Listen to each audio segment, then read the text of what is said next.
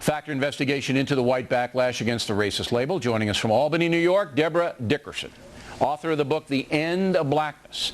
From Los Angeles, KABC radio talk show star Larry Elder, the author of the best-selling book, Stupid Black Men, How to Play the Race Card and Lose. Am I wrong here, Larry? I mean, I'm seeing a pretty intense but silent, not media-driven reaction here. This is on the ground, the folks. Right. How do you see it? Bill, I agree with every word you said. My book makes the following arguments. The civil rights war is over. The good guys won. That white racism is no longer a major problem in America. Indeed, the very double standard, the fear of being perceived as being racist is probably an even bigger problem. And there are a lot of special interests and one major political party, the Democratic Party, that needs blacks to believe that race and racism are a major problem because they want that 90-95% monolithic black vote without which they cannot win.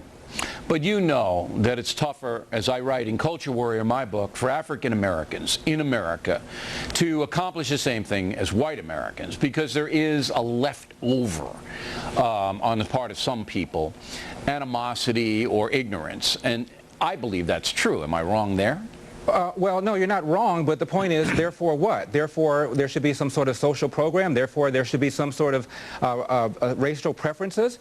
Overcoming means hard work, means investing in yourself, means avoiding bad moral mistakes, and making a commitment to being the best that you can, no matter the cards that you're dealt. My dad is 93 years old, grew up in the Jim Crow South, doesn't know who his biological father is, got kicked out of the house when he was 13 years old, became a Marine, janitor, 2 jobs when I was growing up, Bill, started a restaurant in his 40s, retired in his 80s, bought the place where the restaurant is, the property next door, and the house where he lives in right now.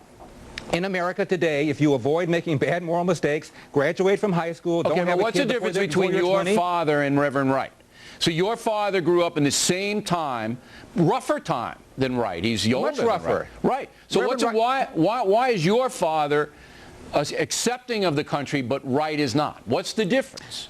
My dad realizes that this is not your grandfather's America, and Reverend Wright acts as if, as Barack Obama said, that everything is static. Reverend Wright, for fun and for profit and for his church, makes the argument that race and racism remain major problems in America when, in fact, by any standard, the black middle class, self-made female billionaires like Oprah Winfrey, CEOs of Fortune 500 companies like Robert Parsons of Time Warner, by any standard, the black middle class is thriving. And black Americans, Bill, are better educated, have greater chances for upward mobility, best fed than any other blacks in the whole world, including all of those in Africa. You can't make it today in America. You can't make it anywhere. Ms. Dickerson, do you believe that this racism thing, which has been spurred on by Wright, that's why we're doing it, has inhibited whites from talking to blacks about race? Well, if it has, I don't see what's significant about that. I got to tell you, I'm feeling pretty Marxist listening to you. Whether or not white people feel inhibited is neither here nor there. You guys are not the senior partner in this discussion.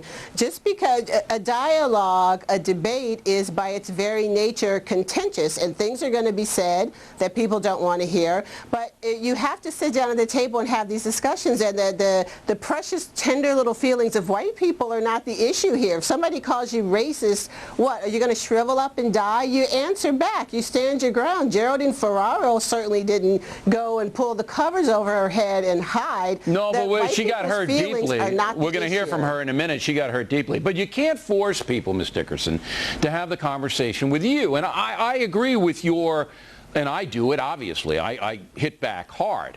But there are certain things now that I would have engaged in a year ago. I'm not going to do it anymore. It ain't worth it.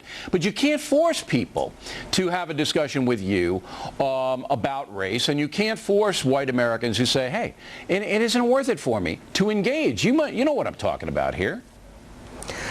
Well, but then what? I mean, you refuse to have the conversation, so then what? Then we ground to a halt in this country, and we have the misperceptions that we have now. That's what. That's what happens. But how do we have a conversation if you guys are going to pack up your ball and go home? Well, you got to stop calling you guys racist, Ms. Dickerson, and the African American community has to join with me and condemn it. That's what you guys have to do. People call me racist all the time. Black people call me racist all the time. Well, it's wrong, and if somebody does, if you tell me, I'll deal with them. And I answer back.